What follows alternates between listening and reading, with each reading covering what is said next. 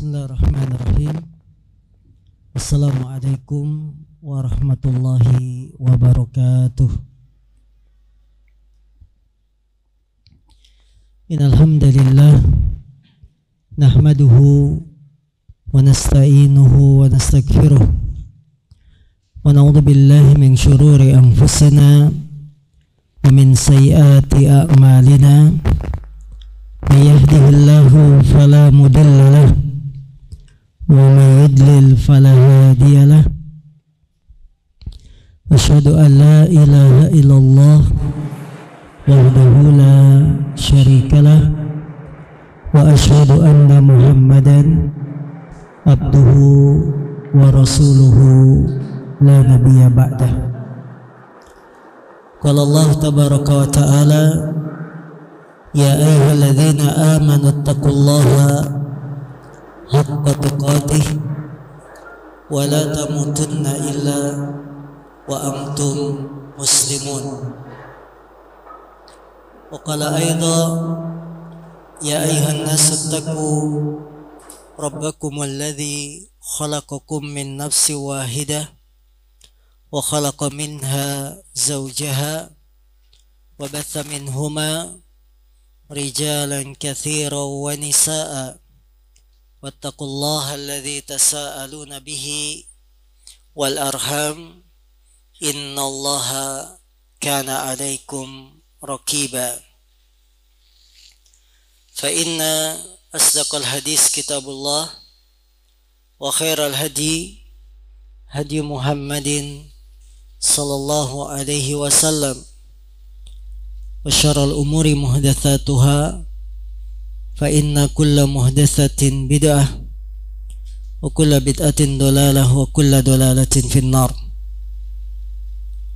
Saudara-saudariku kaum muslimin yang dimuliakan Allah Subhanahu wa taala, alhamdulillah kita bersyukur kepada Allah di kesempatan malam hari ini kembali kita dipertemukan dalam majelis ilmu pembahasan kitab 40 hadis seputar manhaj salaf, yang 40 hadis ini memberikan pada kita hadis-hadis yang sangat penting dalam masalah manhaj, cara, metode kita beragama. Karena di zaman kita sekarang, zaman yang penuh fitnah, banyak sekali ujian dan cobaan yang berhubungan dengan agama kita. Di media sosial, agama dan akidah seorang muslim mendapatkan serangan yang sangat gencar.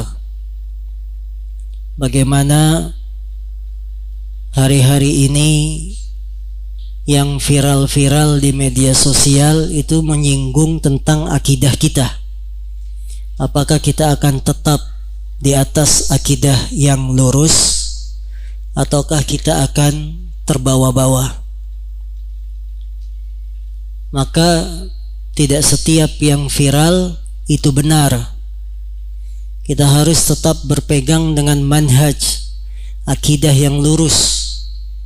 Jangan terbawa arus dengan apa yang sedang viral. Karena kalau kita selalu mengikuti apa yang sedang viral, kita terbawa-bawa, maka kita akan menjadi seorang muslim yang agamanya berubah-ubah. Di sinilah letak pentingnya belajar ilmu agama. Lagi viral tentang boneka arwah, spirit apa? Spirit doll, sampai membuat akal kita, akal yang main boneka arwah ikut doll. Doll itu apa? Lepas gitu ya. Nah ini kan berhubungan dengan akidah. Kalau ilmu akidah kita tidak kuat, kita akan iya-iya saja, manut-manut saja.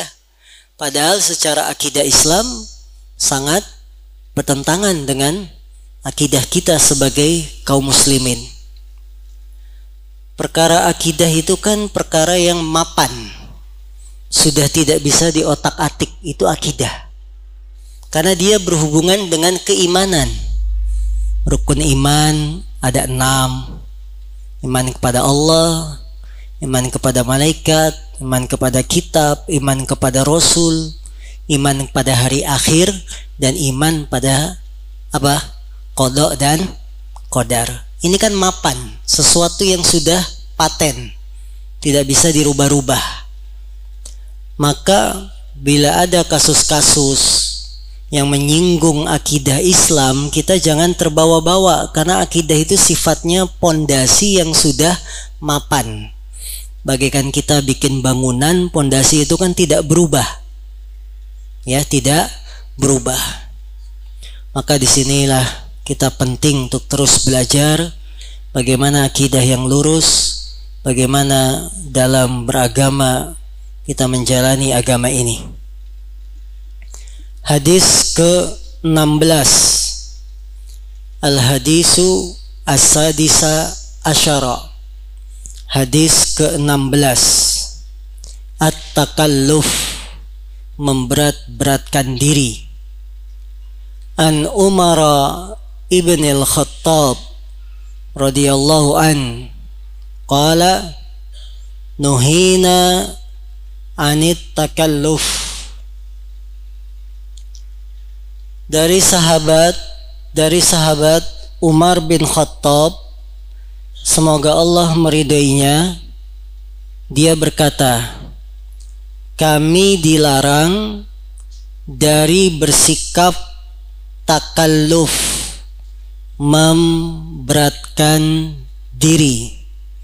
Kami dilarang dari bersikap takalluf, memberatkan diri. Hadis dikeluarkan oleh Imam Bukhari nomor 7293. Hadis dikeluarkan oleh Imam Bukhari nomor 7293. Hadis ini datang dari sahabat yang mulia Umar bin Khattab. Beliau adalah Amirul Mukminin, pemimpin kaum muslimin setelah Abu Bakar As-Siddiq. Jadi ketika Nabi meninggal dunia, digantikan oleh Abu Bakar. Abu Bakar As-Siddiq menjadi pengganti Nabi, memegang pemerintahan hanya 2 tahun. Setelah Abu Bakar meninggal, maka Abu Bakar menunjuk Umar bin Khattab. Beliau memimpin pemerintahan selama 10 tahun. Sahabat Umar bin Khattab memiliki banyak keutamaan, sebagaimana sudah kita jelaskan bahwa beliau sejak masuk Islam, maka Islam menjadi mulia. Islam ditakuti karena dengan masuk Islamnya Umar bin Khattab. Kemudian keutamaan lain, beliau adalah seorang khalifah yang berhasil memperluas wilayah Islam sampai masuk ke Andalusia, Spanyol. Ini di zaman Umar bin Khattab. Masyarakat sejahtera, kemudian wilayah Islam meluas sampai sepertiga dunia. Ya, di zamannya siapa? Umar bin Khattab.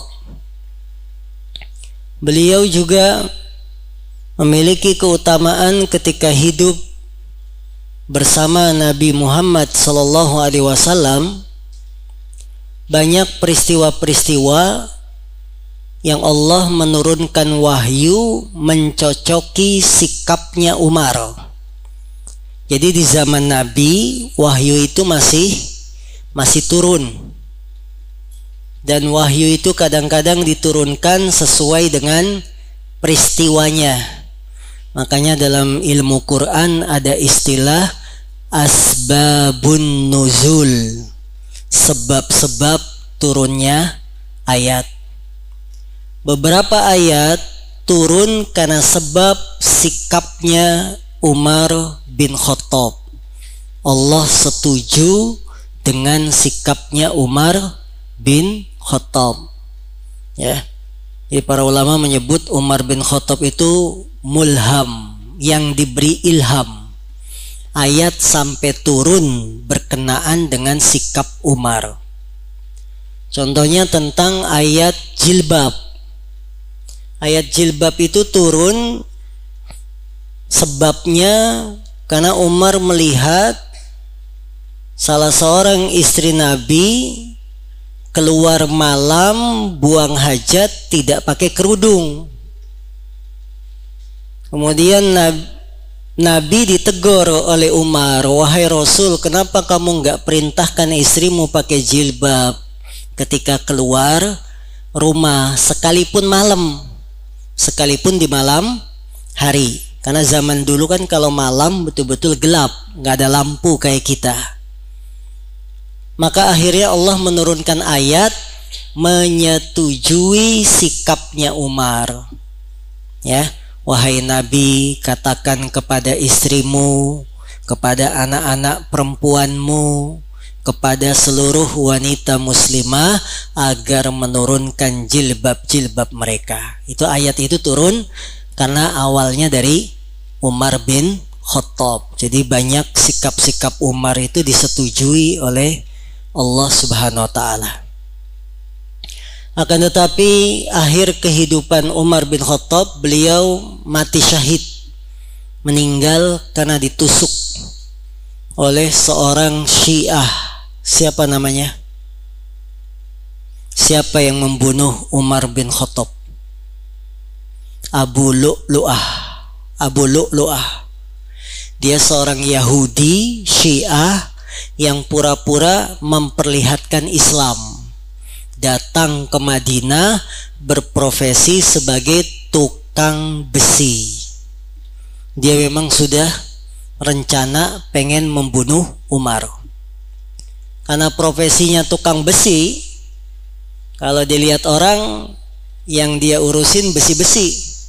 Tapi kalau nggak ada orang, besinya itu dia buat pisau. Jadi pisau yang bermata dua. Ya. Jadi di balik profesinya itu dia ngasah pisau, besi dibuat pisau yang tajam. Buat apa? Membunuh Umar bin Khattab. Tapi orang Yahudi ini pengecut. Beraninya lewat belakang. Tidak berani berhadapan face to face. Umar lagi sholat subuh, takbiratul ihram, Allahu Akbar, beliau langsung ditusuk dari belakang. Gak berani dia berhadapan. Setan aja berhadapan kabur, apalagi manusia. Ditusuk dari belakang karena kondisi subuh itu kan gelap, tidak ada lampu dan lain-lain. Ya, sampai para sahabat kacau saat itu sholat subuh, ditangkap seadanya. Sampai ada yang terluka, tapi Umar sudah terlanjur kena tusukan. Ya, setelah itu 3 hari berikutnya beliau meninggal dunia. Jadi sempat bertahan. Setelah ditusuk sempat bertahan hidup Umar ibn Khattab rahimahullah radhiyallahu an, seorang sahabat yang sangat mulia, dan beliau termasuk sahabat yang dijamin masuk surga, yang menjamin langsung Nabi Muhammad sallallahu alaihi wasallam. Abu Bakar di surga, Umar di surga, Utsman di surga, Ali bin Abi Thalib di surga. Beliau sebutin. Ya, Nabi semasa hidupnya sudah menjamin beberapa sahabat masuk surga. Nabi masih hidup. Abu Bakar di surga, Umar di surga. Tapi hal itu tidak membuat Umar jadi santai. Kira-kira bapak-bapak kalau dapat jaminan surga mau ngapain, Pak? Santai, ya. Udah surga ngapain saya sholat? Udah surga ngapain saya haji? Tapi Umar enggak, dijamin surga sama Nabi, tetap beramal, tetap bekerja keras melaksanakan kepemimpinan, diamanahi sebagai pemimpin kaum muslimin, tetap 10 tahun beliau mensejahterakan kaum muslimin walaupun sudah dijamin surga. Jadi mentalnya itu bukan mental yang santai, dijamin surga tetap beramal. Umar bin Khattab mengatakan, kami dilarang. Siapa yang melarang? Karena kalimatnya negatif. Nuhina, kami dilarang. Siapa yang melarang? Rasulullah Sallallahu Alaihi Wasallam. Atau kalau kita rubah ke kalimat positif, Rasulullah melarang kami dari sikap takalluf, memberatkan diri. Maksud takalluf, memberatkan diri, adalah seorang memberatkan diri untuk berkata tanpa ilmu. Ketika dia ditanya permasalahan agama, kemudian tidak tahu, dia malah memberanikan diri untuk berfatwa tanpa ilmu. Itu namanya takalluf, memberatkan diri. Dia menampakkan diri seolah-olah sebagai orang yang alim, orang yang berilmu, orang yang punya pengetahuan, padahal aslinya tidak punya ilmu. Sebagaimana dijelaskan oleh Syekh Muhammad bin Shalih Utsaimin dalam bukunya Riyadhus Shalihin, syarah penjelasan terhadap Riyadhus Shalihin. Jadi takalluf, memberatkan diri di sini adalah dalam perkara agama. Tidak punya ilmu tapi menampakkan diri seolah-olah dia punya ilmu. Atau bahasa Arabnya itu ta'alum. Apa ta'alum? Pura-pura punya ilmu padahal tidak punya.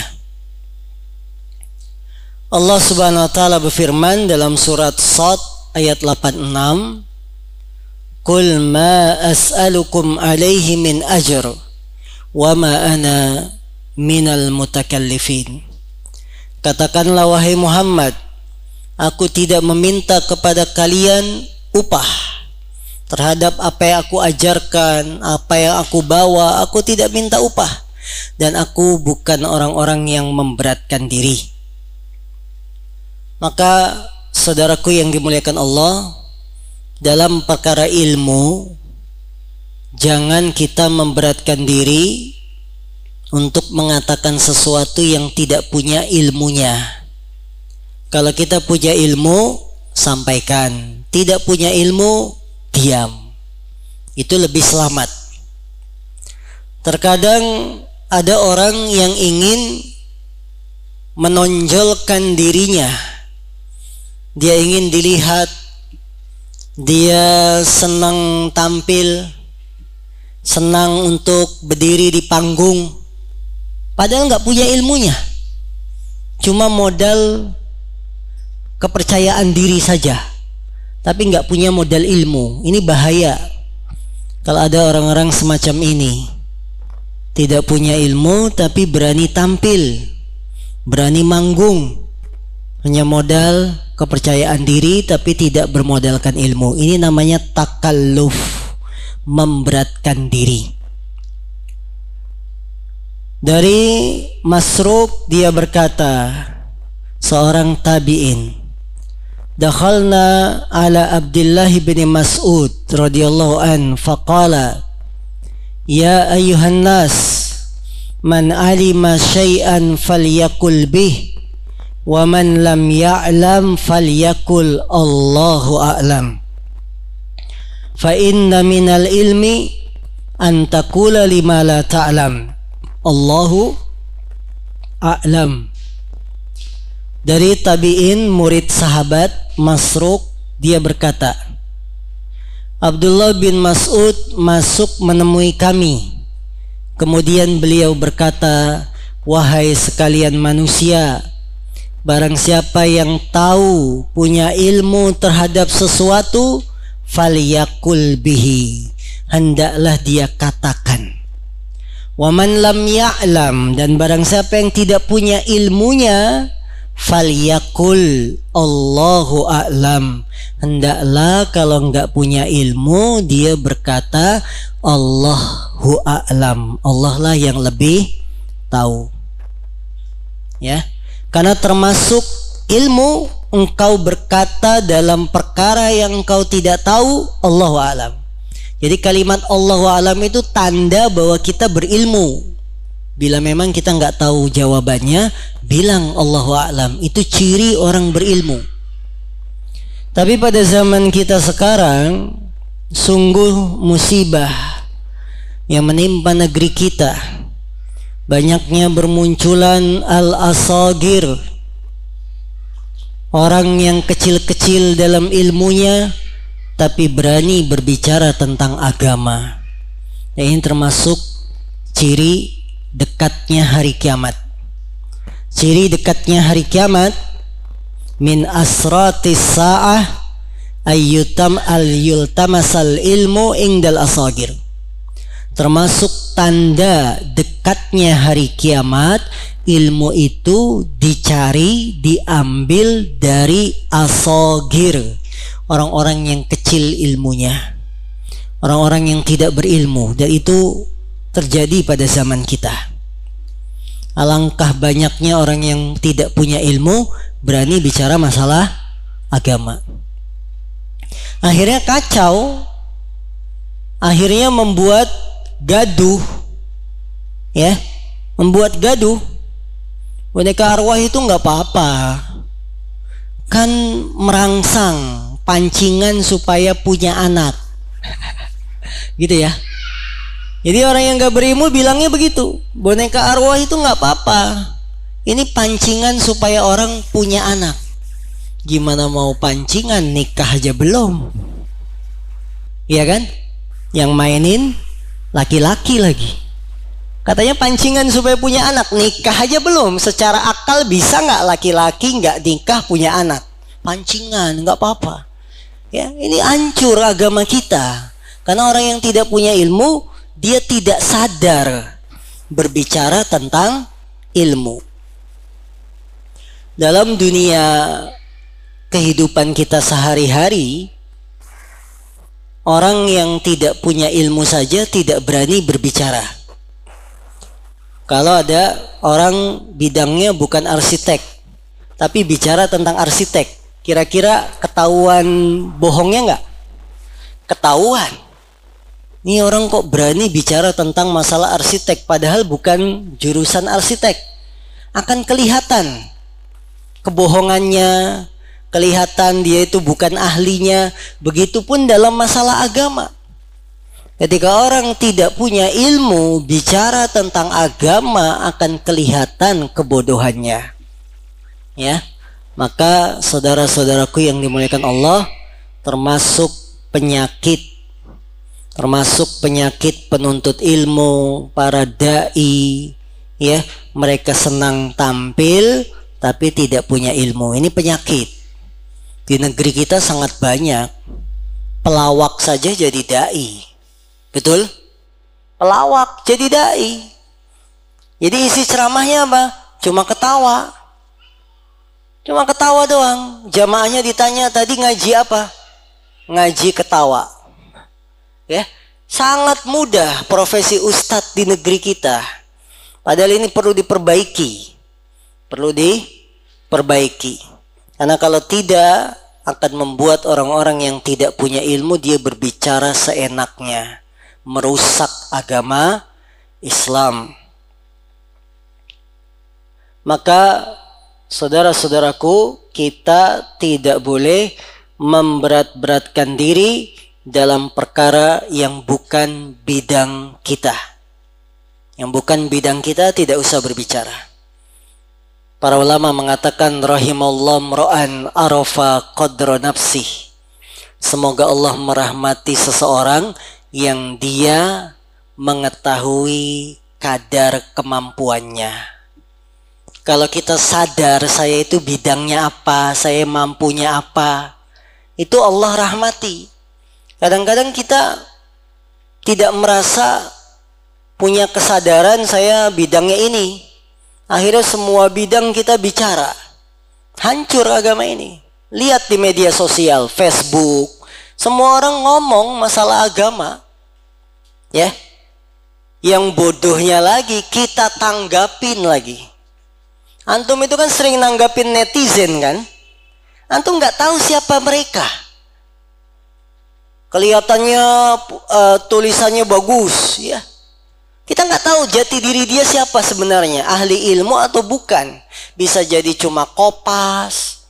Ya, begitu didatangi ternyata cuman orang biasa, tapi postingannya istimewa. Ini berarti kan orang tidak berilmu berbicara tentang ilmu. Maka kalau di media sosial nggak usah serius-serius, karena majhul semua itu kan.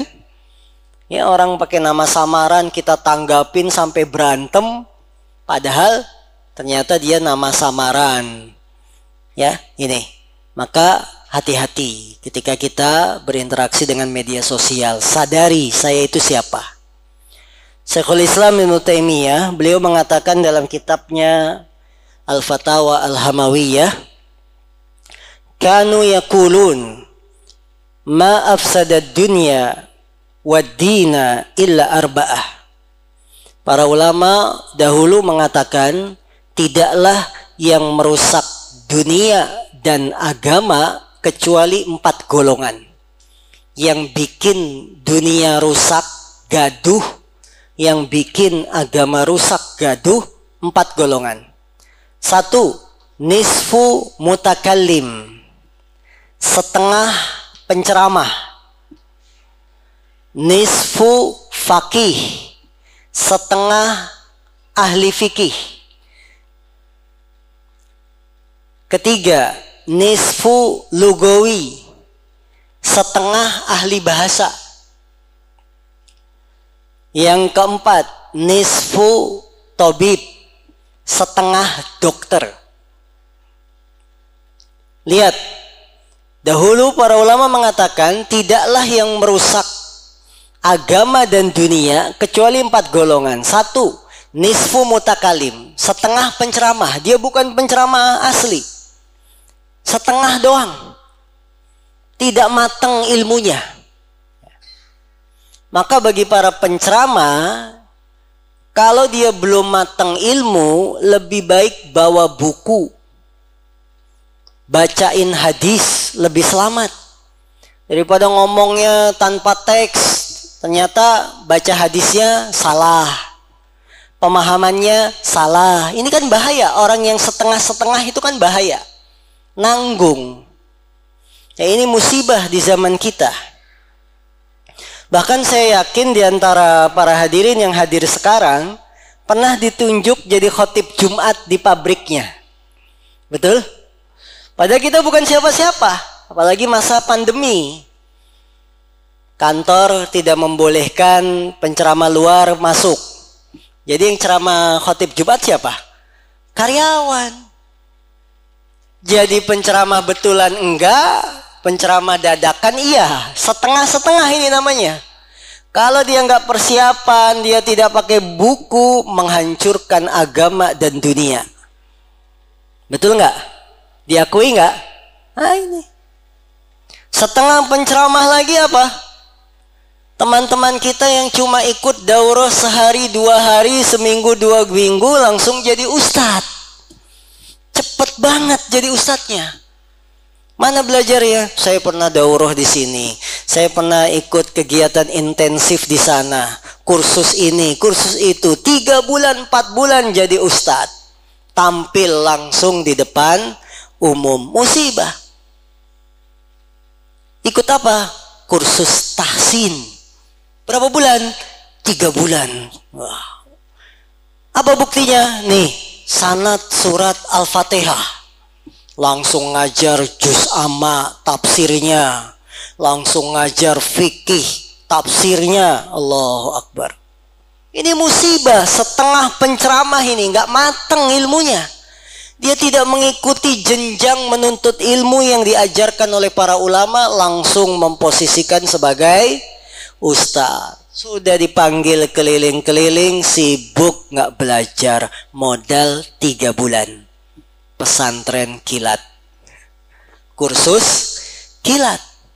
Banyak di sekitar kita, saya paham. Kelihatan orang yang nggak tahu ilmu itu kelihatan dari cara penyampaian. Ya, dari cara metode, dari cara bahasanya itu kelihatan. Karena tidak ada yang bisa menilai ustadz kecuali ustadz juga. Ya, tidak ada yang bisa menilai ustadz kecuali ustadz juga. Nah ini. Maka berhati-hatilah kaum muslimin. Sadari siapa saya. Sadari kemampuan kita. Yang kedua yang merusak agama, nisfu faqih. Setengah faqih. Fakih itu apa? Orang yang paham agama, tapi dia setengah, nggak mateng, belum tuntas. Makanya Imam Qatadah mengatakan, man lam ya'rif ikhtilafal ulama, lam yarih raihatal fiqh. Barang siapa yang tidak tahu perselisihan ulama, dia belum mencium baunya ilmu fikih. Setengah-setengah begini yang bahaya. Ya, setengah fakih. Modalnya apa? Dengerin ceramah ustadz di YouTube, dicatat. Tapi dengan pemahamannya sendiri. Bahaya. Dan ini pernah saya dapati. Mendengarkan ceramah ustadz tentang talak, perceraian. Ya. Dia mengatakan sisi fatalnya bahwa perceraian itu kalau sudah talak 1, kemudian walaupun masih dalam masa iddah tidak bisa kembali ke istrinya. Dalilnya apa? Itu di YouTube. Kan ustadznya bilang talak itu dibenci. Jadi kalau sudah cerai talak 1 walaupun masih masa iddah, belum habis masa haidnya, nggak bisa kembali suaminya. Wah, modalnya apa? YouTube. Allahu Akbar. Ini namanya nisfu faqih. Setengah. Orang belum paham ilmunya ngelotok, tapi sudah berani tampil. Benar, merusak agama, merusak dunia. Dia tidak mendalami. Ya, bahaya. Maka para ikhwan, para jamaah, kalau kita pengen belajar ilmu, jangan dari YouTube. Belajar dari ahlinya langsung. Belajar dari kitab yang diajarkan dengan petunjuk-petunjuknya. Kalau belajar masak di YouTube, oke. Belajar ilmu dunia dari YouTube nggak ada masalah. Belajar nyupir, setir di YouTube, oke. Gimana tanjakan tidak turun, nggak ada masalah. Ini belajar agama di YouTube hancur. Ya, kalau kita tidak benar-benar berguru, akhirnya merusak agama dan dunia. Yang ketiga, nisfu lugawi. Setengah paham bahasa Arab, belum mateng bahasa Arabnya, sudah ngajar setengah-setengah. Makanya lucu kalau kita ngelihat orang-orang semacam ini. Bahasa Arab belum matang, berani tampil. Bikin sekolah, nulis kata sambutan di banner, selamat datang murid-murid kami. Akhirnya apa? Bahasa Indonesia diarapin. Ini setengah nih. Lucu kita ngelihatnya, ya Allah, kenapa orang kayak begini kok nggak sadar bahwa dia itu belum matang? Kenapa kok tampil? Harusnya belajar dulu sampai matang. Belum bisa bahasa Arab, jadi moderator ngomong bahasa Arab. Kelihatannya keren, kalau di mata antum keren. Tapi di mata ustadz-ustadz lucu bahasa Arabnya. Bahasa Indonesia diarapin. Ya, ini setengah. Bahaya, merusak agama, merusak dunia. Maka saudara-saudaraku, kalau orang punya kesadaran diri, saya itu kemampuannya apa, dirahmati oleh Allah. Yang nggak sadar, istilah bahasa Amerikanya overconfidence. Wah, apa itu mas? Overconfidence, terlalu pede, terlalu percaya diri. Ini merusak. Terlalu percaya diri, bahasa agamanya apa? Ujub, bangga. Nah, penyakit yang merusak seorang.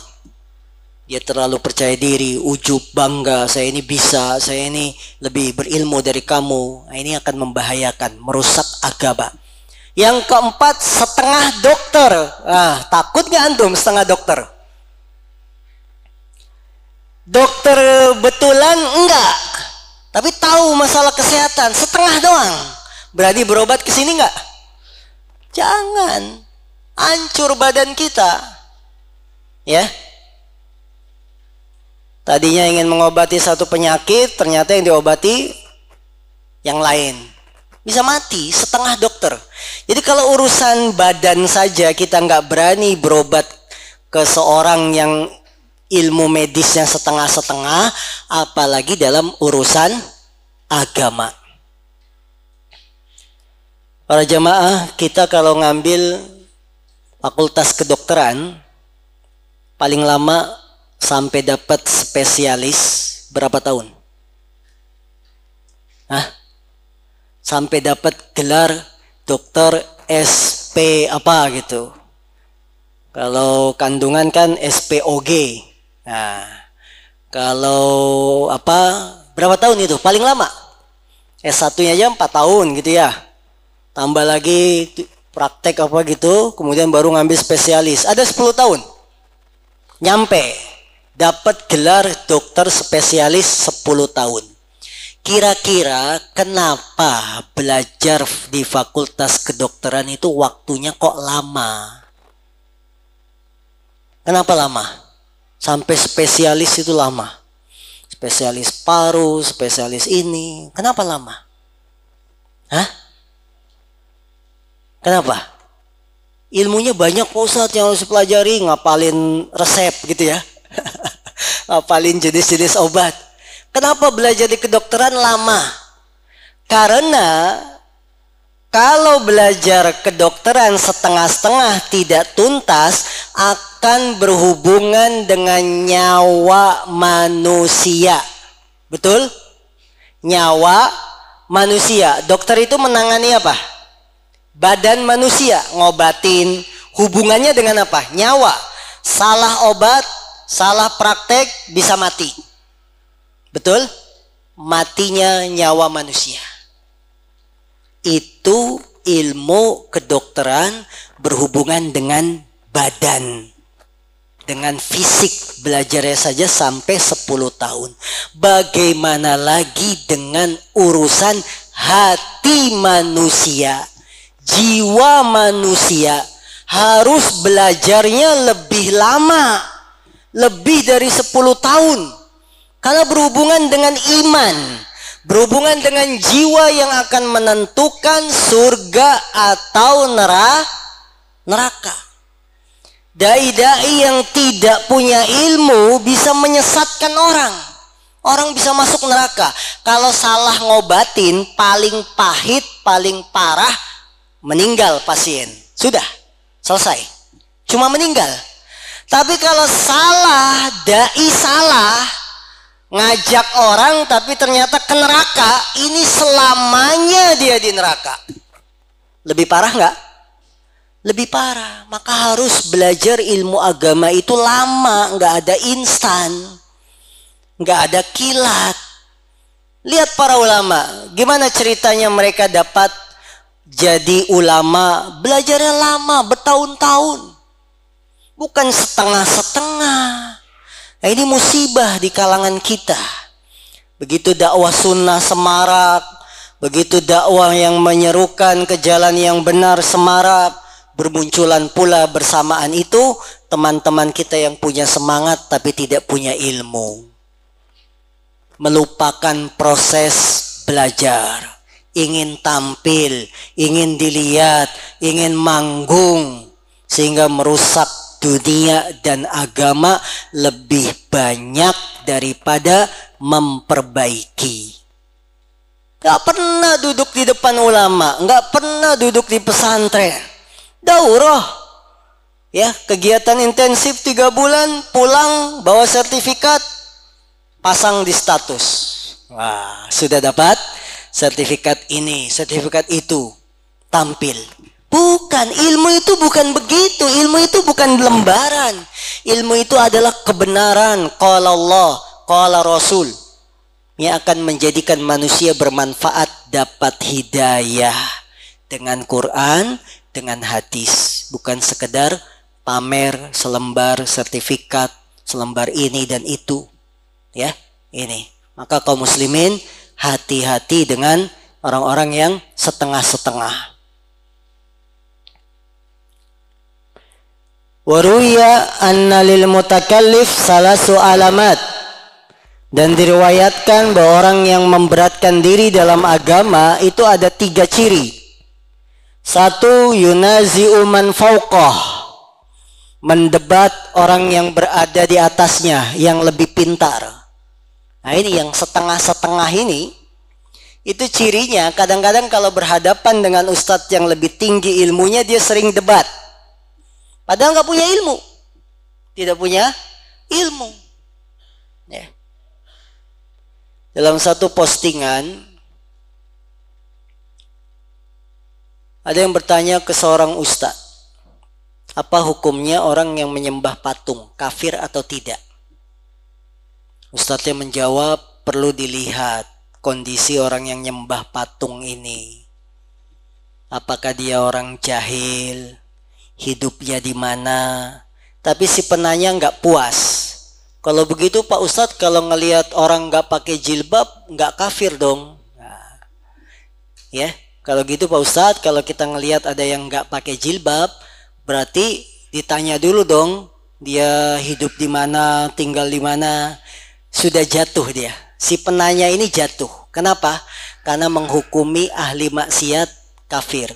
Nggak pakai jilbab kafir. Ya kan? Disamain dengan penyembah patung. Jahilnya kelihatan. Mendebat orang yang fauqahu, yang lebih berilmu.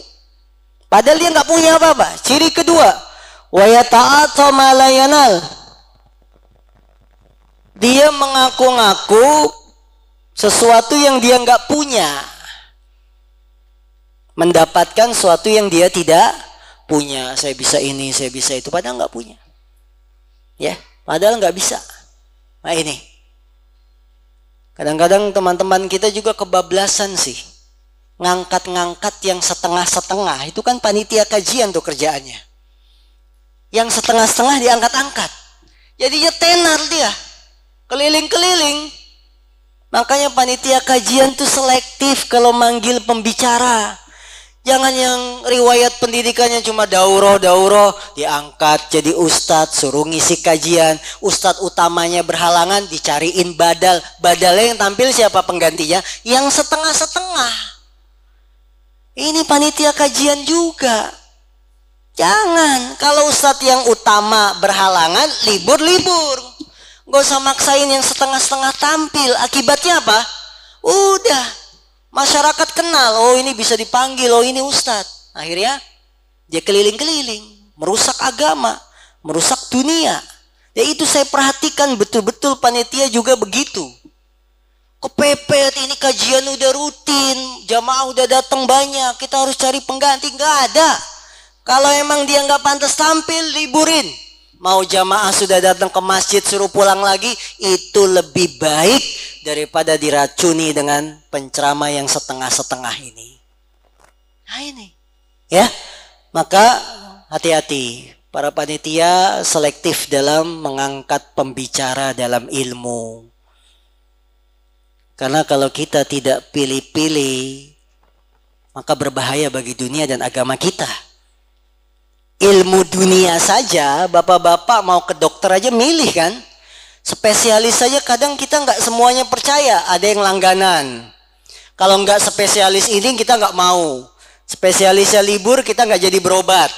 Betul kan? Ini urusan dunia. Tukang punya tukang langganan. Kalau nggak mau si pemborong ini, dia lagi sibuk misalkan banyak proyek, kita tungguin sampai berbulan-bulan sampai si tukangnya kosong.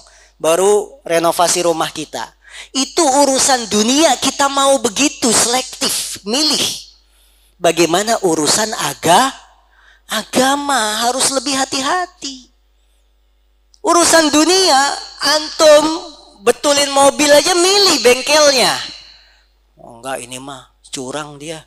Harusnya onderdil belum ganti, suruh ganti. Kita cari bengkel yang amanah. Rusaknya mobil itu kalau rusak paling ngapain? Paling parah. Turun mesin, dikerjain sama tukang bengkel misalkan. Turun mesin, dah. Bahaya, biayanya habis berapa? Puluhan juta. Itu paling parah. Kita masih milih-milih kan? Oh, saya pernah dikerjain sama bengkel ini turun mesin padahal belum. Kita akhirnya milih bengkel yang bagus, yang amanah. Itu urusan dunia. Yang paling pahit, mobil kita rusak. Bagaimana lagi merusak hati? Harusnya lebih selektif dalam memilih guru. Wallahu a'lam. Kita lanjutkan setelah sholat Isya. Bismillahirrahmanirrahim. Alhamdulillahirabbil alamin, shalatu wassalamu ala Rasulillah nabiyina Muhammadin wa ala alihi wa sahbihi wa man tabi'ahum bi ihsanin ila yaumiddin. Saudaraku, apa yang kami sampaikan sebelum Isya tadi bukan berarti kita tidak menyampaikan kebenaran. Antum tahu kebenaran, tahu sebuah permasalahan, jawab. Jadi orang yang menyampaikan, dia harus tahu yang disampaikan itu benar. Ya. Jadi kita kalau ingin menyampaikan, maka pastikan yang disampaikan itu benar. Tapi jangan keasikan. Asik disuruh gantikan khutbah Jumat sekali, keasikan akhirnya. Keliling tiap masjid tiap Jumat. Tidak seperti itu. Kita ibaratnya darurat saja, misalkan ditunjuk di PT sebagai khotib Jumat, maju. Tapi pastikan dulu yang akan kita sampaikan itu benar, karena kita nggak punya ilmu bahasa Arabnya, kita nggak punya fikihnya. Sudah, pegang buku. Tapi jangan keasikan di sini. Kadang-kadang yang seperti ini keasikan. Lupa diri akhirnya. Dia nggak belajar, dia tidak baca buku lain, keliling. Nah, ini tidak boleh. Adapun orang yang ingin dijadikan rujukan ilmu, maka ilmunya pun harus mumpuni. Jadi kita ingin tampil dijadikan rujukan. Orang bertanya pada kita itu harus ilmunya juga mumpuni. Nggak bisa cuma tahu ini benar, ini salah. Tidak seperti itu. Dia harus punya ilmu yang mumpuni. Karena dia rujukan. Orang kembali pada dia. Adapun sekedar kita nyampaikan ilmu, boleh. Boleh. Tapi harus dipastikan apa yang kita sampaikan itu benar. Dari sumber yang benar, sumber terpercaya, bukan malah menonjolkan diri kita sendiri. Padahal kita tidak punya ilmunya. Maka saudara-saudaraku, ya, kalau seorang dia ingin berdakwah, dia ingin fokus dakwah, maka belajar, tuntut ilmu, belajar agama terus.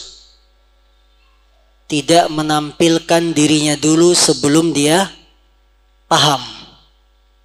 Makanya kalau kita baca buku-buku para ulama tentang adab menuntut ilmu, ada pembahasan At-tafaqquh qabla tasaddur. Tafaqquh, mendalami dulu, belajar. Qabla tasaddur, sebelum dia menampakkan dirinya, sebelum dia tampil. Faqih dulu, nggak setengah-setengah, ya. Faqih dulu. Al ilmu qabla al qawli wal amal. Ilmu itu sebelum berkata dan sebelum berbuat. Kalau di pesantren, santri-santri yang baru masuk pondok itu nggak diizinin ngisi khutbah Jumat. Diizininnya apa? Latihan ceramah, muhadharah. Pesantren biasanya ada kegiatan latihan ceramah.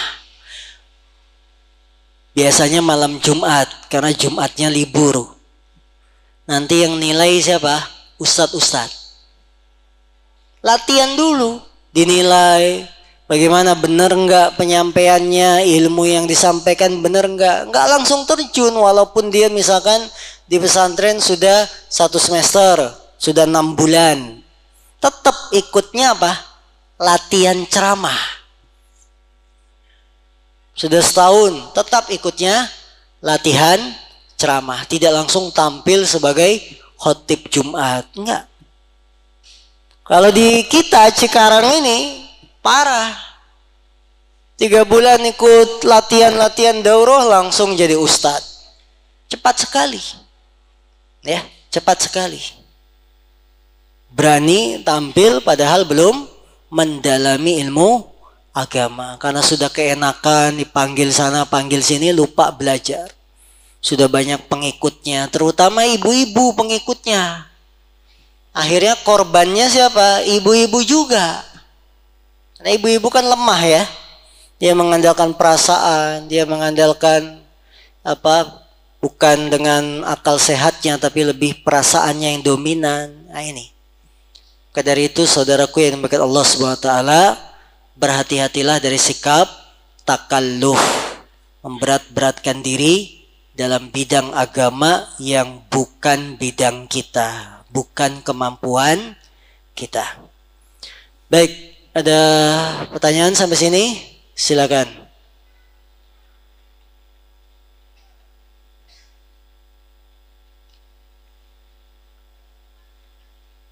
Hadis ke-16 bulan depan, hadis ke-17.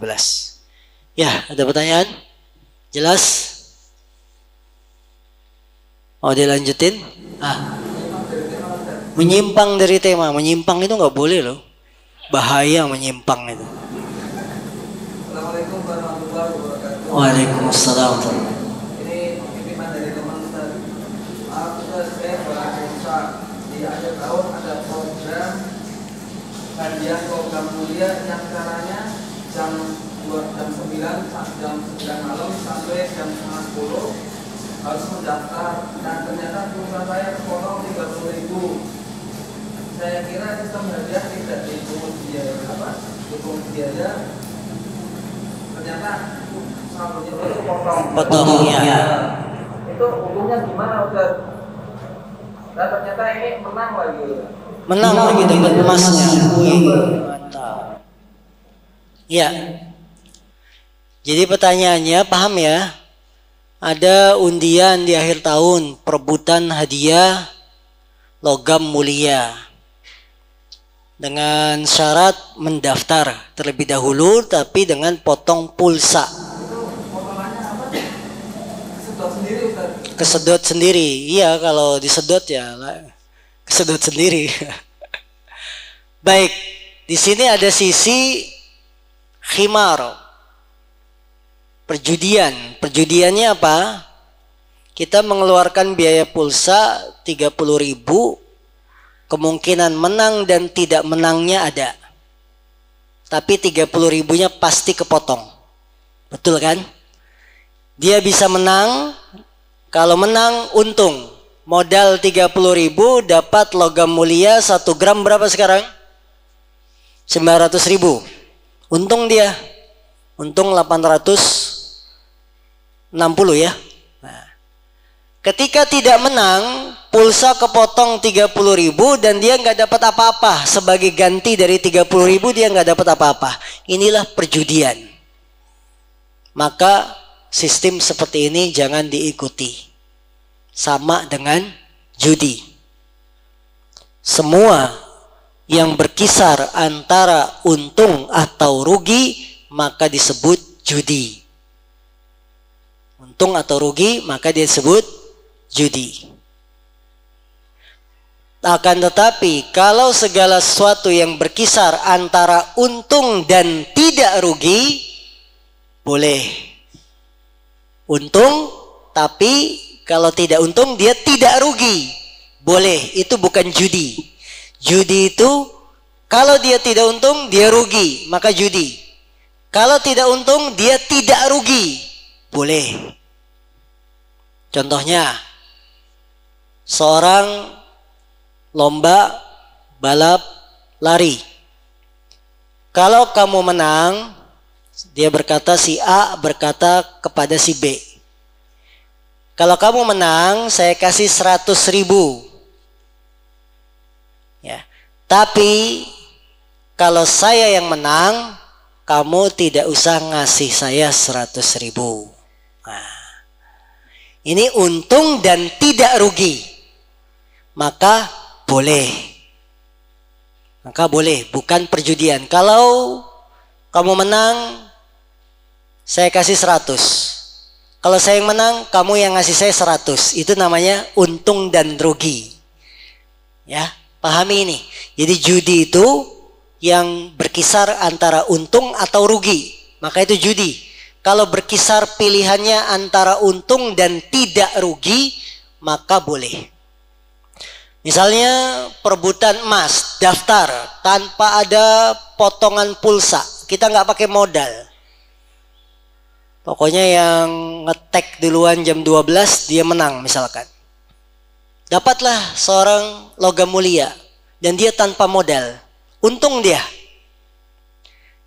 Yang daftar berikutnya tidak dapat logam mulia dan dia tidak rugi karena nggak ngeluarin pulsa, maka boleh. Ini bukan perjudian. Ya, itu perbedaannya. Dan ini sudah lama ini. Model seperti ini sudah lama. Kalau dulu pakai SMS. Masih ingat nggak? Bapak perlombaan nelpon pakai SMS, nanti pulsanya itu kepotong. Yang menang ya untung, yang nggak menang pulsa dipotong. Itu sudah lama dan MUI sudah mengeluarkan fatwanya seperti itu. Tapi itu kelas-kelas saya waktu masih muda ya. Sekarang masih tua. Baik, sudah ada. Jadi sekarang ini banyak keharaman-keharaman, bajunya diganti, tapi modelnya sama.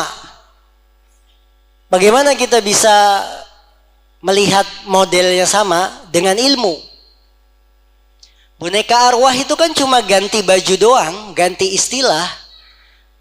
Ya, karena yang bikin viral boneka arwah, dia ingin melariskan pedagang boneka. Boneka arwah diisi arwah, ini kan modelnya doang yang baru, sistemnya sama, kayak dulu. Keris diisi, apa bedanya? Cincin diisi, waktu zaman-zaman batu akik, ini mahal, kenapa? Udah diisi. Diisi apa? Jin. Arwah pun sama, itu yang diisi jin, cuma pakai nama baru. Sehingga orang nggak sadar bahwa ini nggak boleh. Jadi keharaman itu jangan tertipu dengan namanya. Al-ibrah bil haqa'iq la bil asma. Pelajaran itu diambil dari hakikatnya, bukan dari namanya. Karena nama itu bisa berubah dengan seiring berubahnya zaman. Zaman dulu ada jalangkung. Jalangkung ngapain kerjaannya? Manggil arwah, manggil-manggil, sama dengan boneka arwah, cuma sekarang dipoles. Ya, kasihan sama penjual boneka. Nama pandemi kan yang laris cuma tanaman hias, paket glowing, paket masker, boneka nggak laris, kita angkat nih. Ya ada sisi bisnis. Tapi tetap hakikatnya sama, cuma ganti baju doang. Nah ini, maka kaum muslimin kalau kita belajar agama, kita pegang dasar-dasar ilmu agama, kita bisa membedakan hukum ini walaupun dia ganti baju sama saja. Ya sama. Karena kesyirikan itu berputar ya itu seperti itu. Ya. Naam. Jadi jangan tertipu dengan penampilan casing baru, baju baru. Kalau hakikatnya syirik tetap syirik ya. Bagaimana menghilangkan penyakit yang ada diri kita seperti contoh riya, ujub, sum'ah, gibah. Soalnya banyak di zaman sekarang ini terkena penyakit tersebut, terutama saya pribadi, panitia kajian sama orang-orang yang sudah lama mengaji suka merasa dirinya sudah lebih baik daripada yang baru ngaji atau baru hijrah. Ya. Orang yang lebih dahulu ngaji sama seperti orang yang lebih dahulu masuk Islam. Dia punya keutamaan tapi bukan berarti lebih baik. Karena yang menjadi pertimbangan adalah amalan seseorang. Buat apa ngaku-ngaku saya lebih pertama hijrah, saya lebih pertama kenal kajian, tapi amalannya menyimpang. Amalannya biasa-biasa saja. Jadi yang menjadi patokan ukuran keimanan seorang adalah ketakwaannya. Bukan dilihat lebih dahulu ngajinya. Anda sudah dicatat pahalanya lebih dulu ngaji, lebih dulu hijrah, itu pahalanya di sisi Allah. Sudah dicatat. Tapi jangan dibangga-banggain. Karena yang dilihat amalan praktek sehari-hari. Untuk apa mengaku saya, tahu nggak? Saya ini ya penggerak dakwah di Cikarang Barat. Wah. Tapi dia nggak pernah ngaji akhir-akhirnya. Percuma. Jadi yang dilihat itu apa? Praktek sehari-hari. Jangan kita merasa lebih berjasa, lebih ini, tidak ada. Semua di mata Allah itu sama, kecuali yang apa? Inna akramakum indallahi atqakum. Sungguhnya yang paling mulia di antara kalian di sisi Allah adalah atqakum, yang paling bertakwa. Ini patokan kita. Banyak teman-teman kita di awal-awal ngaji berguguran. Di tengah jalan berguguran, tidak lagi ngaji, futur, malas. Ya kembali lagi ke masa-masa sebelum hijrah. Ini tidak berguna kalau dia ngaku-ngaku saya itu orang pertama ngaji di At-Taqwa. Ya, tidak berguna kalau tidak seimbang dengan praktek amalan sehari-hari. Nggak ada manfaatnya. Karena yang bermanfaat itu ketakwaan kepada Allah Subhanahu wa Ta'ala. Amalan sehari-hari. Maka penyakit-penyakit semacam ini riya, ya harus kita berusaha untuk menghilangkan. Dengan demikian saudara-saudaraku, jangan apa-apa itu dipasang status. Seolah-olah kita itu nggak punya privasi. Pergi kemana pasang status. Ngaji status. Berduaan sama istri dipasang status. Ya, duduk ngelihat laut, dipoto dari belakang, cekrek, wes. Dikasih keterangan cinta yang tak bertepi. Wow. Gak ada privasinya. Lagi liburan sama keluarga, pasang status, akhirnya liburannya tidak terasa nikmat. Kenapa? Ngejawabin WA. Gimana tuh bang? Sherlock ya Sherlock.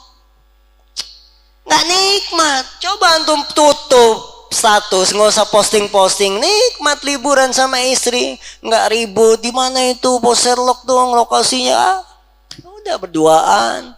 Cukup kita mesra dengan istri kita yang tahu. Nggak usah dipamer-pamerin di grup media sosial, WA dan seterusnya. Ya, Cukup di rumah antum romantis sama istri, nggak usah direkam. Apalagi sekarang ada unboxing by Has. Apa namanya? Unboxing ya dengan suami. Allahu Akbar. Nggak boleh, ini haram. Ya, untuk menjaga ria, jangan semuanya pasang status. Berangkat umroh, pasang status. Persiapan umroh perdana nih, udah di pesawat. Allah. Sampai Mekah, pasang lagi status. Alhamdulillah mendarat selamat di Jeddah. Mau tawaf, lebih parah lagi, live streaming. Live streaming di Mekah, dikelilingin Ka'bah. Allah, nggak ada privasinya. Udah khusus beribadah sama Allah, enak, adem, selesai. Antum gak cerita-cerita ke teman kantor, Allah nyatet. Antum itu umroh, udah dicatat sama Allah. Pahalanya dikasih. Ya, gak usah cerita-cerita ke tetangga, ke teman. Sudah pahalanya sudah ditulis. Ya, kita itu sekarang di media, di zaman sekarang yang canggihnya media sangat cepat, malah membuat kita sendiri gak bisa ngatur kehidupan kita. Kita ngatur diri kita aja gak bisa. Malah kita diatur sama HP, diatur sama gadget. Apa-apa kita harus posting, apa-apa harus kita ya. Coba antum berdiri, ibadah, sholat, tenang, nggak usah ngabar-ngabarin. Mau sholat tahajud aja ngasih tahu orang dulu, jam 3 nih adem, baru hujan. Enaknya ngapain ya, tahajud apa ngopi? Allah Ustaz ya. Ini untuk cara menghilangkan penyakit-penyakit ria itu. Maka belajar, dan belajar. Ya, ada lagi yang lain? Ya, Mas, Pak Jumani. Dia dari Pontianak ini, satu kampung sama istri saya. Assalamualaikum warahmatullahi wabarakatuh. Amin. Arisan, ya.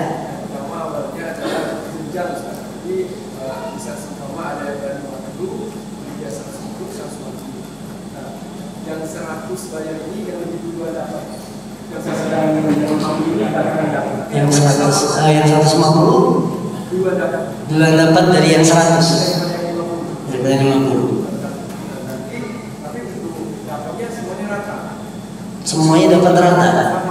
Tapi total nanti kalau di total rata juga terkumpulnya. Karena kan yang satu bayarnya cuma 50, yang satu 150. Enggak, misalkan 50 setahun. Dengan 150 setahun tentu akan beda. Dari mana bisa sama? Potongan subsidi. Ya, subsidi. Cuma kelebihannya 152 dapat. Iya. Itu yang pertama. Kemudian tanda itu yang belakangan ternyata nggak malah sama subsidi. Kemudian dijual. Dijual apanya? Nomornya dia, antriannya. Misalnya dia dapat umpamanya 800. Dia saya jual 50.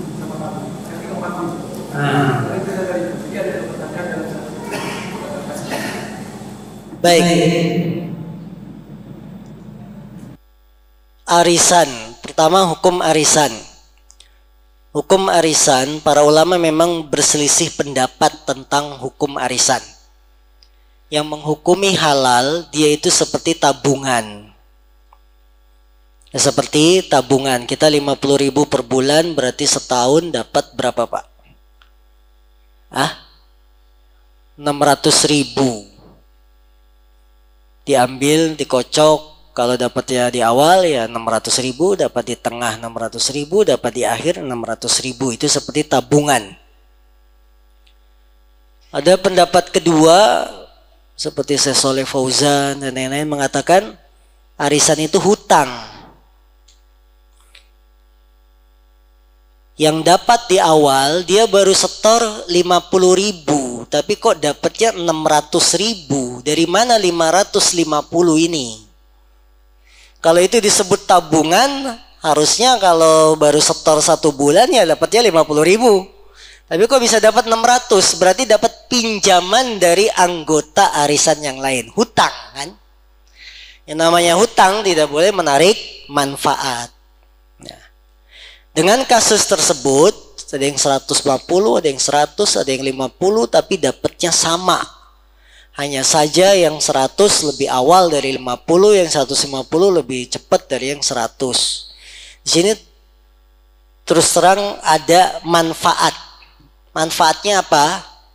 Dia yang lebih besar lebih dapat duluan. Hutang menarik manfaat, jatuhnya riba. Berarti ada transaksi jual beli ketika ada anggota yang mengundurkan diri. Ya. Nah ini, maka lebih baik ditinggalkan. Bagaimana caranya supaya kita punya keinginan dan punya uang? Yang ikut-ikut arisan kan biasanya alasannya apa? Saya pengen punya barang. Kalau nabung sendiri habis terus. Tapi kalau disetorkan arisan, barang itu saya bisa dapat. Ya. Karena dalam jumlah yang dapat pinjaman dari anggota arisan lain. Kalau inginnya seperti itu, Anda harus komitmen. Kalau pengen beli barang harus nabung dulu, tabung sendiri, nggak usah ikut arisan. Tabung sendiri, komitmen sebulan sekian untuk mencapai bisa terbeli barang yang kita inginkan. Motor atau mobil dan lain-lain. Ya, jangan membiasakan hutang karena arisan itu lebih dekat ke hutang saya lihat.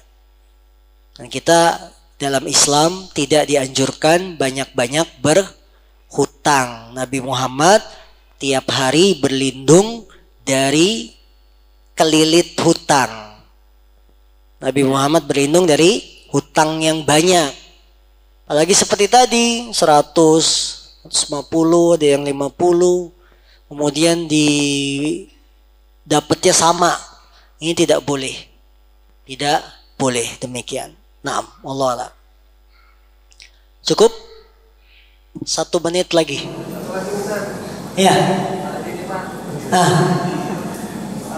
Suatu ketika itu si A lagi butuh duit, dia jual tanah si B dengan catatan si A lagi saya jual tanahnya 10 juta. Sementara pada suatu hari kalau saya punya duit saya lagi gitu sama saham dengan catatan apa? Kalau saya dengan Harga saya jual.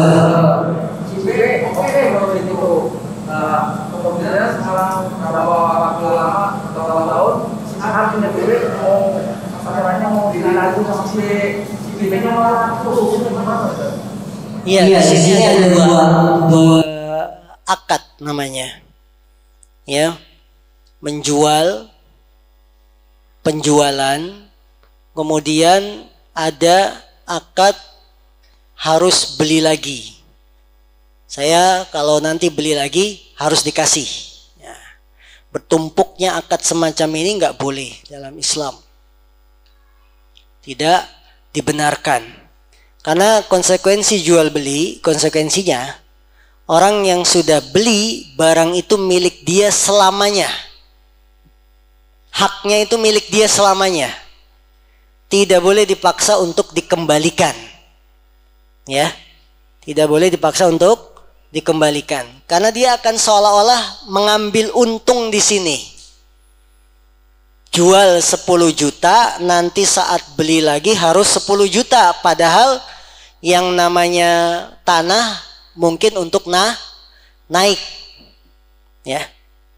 Jadi seolah-olah dia akan, misalkan tanah itu jadinya 20 juta dalam kurun waktu setahun. Berarti untungnya dia 10 juta. Ini nggak boleh. Mirip dengan jual beli inah. Paham jual beli inah? Saya jual barang ini 100.000 kredit. Kemudian dibeli lagi 80.000 cash. Si B tetap punya utang 100.000, dapat cash 80.000. Berarti si penjual untung berapa dia? 20.000. Nanti saat sudah jatuh tempo kan dia dapat 100. Ngeluarin 80 tadi udah cash, untung. Ya sama seperti itu. Nggak boleh jual beli semacam ini. Riba. Ada riba. Naam, Allah alam. Subhanaka Allahumma bihamdika asyhadu an la ilaha illa anta astaghfiruka wa atubu ilaik. Walhamdulillahirabbil alamin. Assalamualaikum warahmatullahi wabarakatuh.